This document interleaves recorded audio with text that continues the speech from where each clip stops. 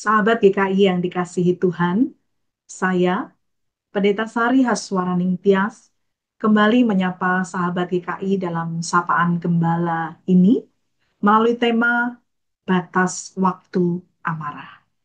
Mari sebelumnya kita datang kepada Tuhan di dalam doa.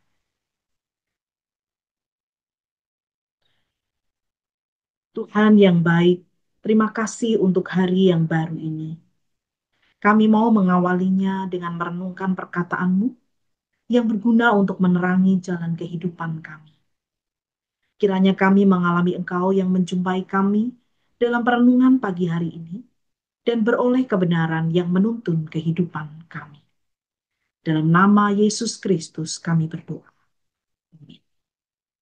Firman Tuhan yang mendasari perenungan kita diambil dari Efesus 4 ayat 26 yang berkata, apabila kamu menjadi marah, janganlah kamu berbuat dosa. Janganlah matahari terbenam sebelum padam amarah. Demikian pembacaan firman Tuhan. Yang disebut berbahagia adalah kita yang hidupnya selalu merenungkan sabda Tuhan. Terpujilah Tuhan. Sahabat GKI, marah adalah salah satu emosi yang dimiliki manusia. Amarah seringkali disebut sebagai emosi yang negatif. Padahal, sebagai salah satu emosi dasar, marah ini juga memiliki peran. Marah berperan sebagai perlawanan tubuh atau lari. Ketika terdapat suatu ancaman yang menimbulkan perasaan marah, manusia berusaha menangkis bahaya dan melindungi diri. Maka marah ini juga merupakan emosi yang penting dalam merespons bahaya untuk melindungi diri. Firman Tuhan hari ini merupakan bagian dari pembahasan tentang manusia baru. Ternyata manusia baru bukan dilarang untuk marah. Manusia baru sangat mungkin marah, tetapi tahu bagaimana memberi batas pada amarah. Batas yang ditetapkan di sini adalah penanda waktu, yakni sebelum matahari terbenam. Bagaimana kalau marahnya 1 menit sebelum matahari terbenam? Apakah berarti hanya boleh marah 1 menit? Tentu tidak sekaku itu maknanya. Batas waktu yang dimaksudkan di sini bermakna bahwa manusia baru itu adalah manusia yang bisa mengendalikan kemarahannya, menguasai kemarahannya. Amarah yang tidak dikendalikan dan dikuasai akan membuat kita bisa terjatuh dalam dosa. Contohnya pada kisah Kain. Kain marah karena persembahan Habel diterima. Ia tidak mengendalikan marahnya sehingga ia berbuat dosa yang lain dengan melakukan pembunuhan.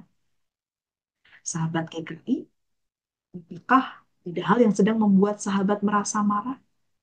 Tidak apa. Marah itu salah satu emosi yang penting. Supaya kita tidak berbuat dosa, kendalikanlah. Jangan putuskan apapun ketika sedang marah. Tenangkan diri dengan menarik nafas dari hidung dan mengeluarkan dari mulut. Kalau perlu sambil menyebut nama Tuhan untuk menolong kita menjadi lebih tenang. Setelah tenang, kenali apa yang membuat sahabat merasa marah. Lalu tanyakan pada diri sendiri mengapa itu membuat marah. Kalau perlu ungkapkanlah emosi marah kita dengan menceritakan kepada orang lain atau menuliskan hal yang membuat kita marah dan mengapa kita marah. Jangan lupa ketika sudah mampu melakukannya, bawalah amarah itu dalam doa supaya bisa disikapi dengan tepat. Semoga dengan melakukannya kita dapat menjadi manusia baru yang menguasai kemarahan, bukan dikuasai kemarahan, yang mengendalikan kemarahan, bukan dikendalikan oleh kemarahan. Marilah kita berdoa. Tuhan, terima kasih. Pagi ini kami diingatkan untuk dapat menguasai kemarahan kami. Supaya ketika dalam kemarahan kami dapat mengungkapkan dengan cara yang tepat. Menyampaikan dengan benar sehingga kemarahan itu tidak menimbulkan persoalan baru ataupun dosa baru. Tetapi mendewasakan kami dan membentuk kami semakin bijak di dalam hidup yang Tuhan percayakan bagi kami. Mohon sertailah seluruh sikap, tindakan, dan perasaan kami hari ini.